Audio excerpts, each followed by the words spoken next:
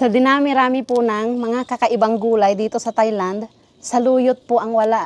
Yun pang mga paborito nating mga Ilocano. Kaya naman nagtatanim po talaga ako at salamat sa aking tita na nagpadala ng buto at aking mga kapatid na nagdala dito sa Thailand. Ayan, meron ng mga malalago at meron na ring mga bagong sibol dyan sa kabila.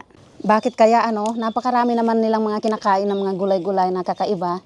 Yung iba nga pangit ang lasa, pero bakit kaya ayaw nila ang saluyot? At napakaganda po ng saluyot na ito, yung bilog ang dahon na maninipis, na walang parang yung mga balbon. Ganyan po siya. Yung iba kasing saluyot, yung pahaba na parang matigas. Mas gusto ko ito, kaya ito yung pinakuha ko talaga. At ganito po karami yung nakuha natin. Grabe.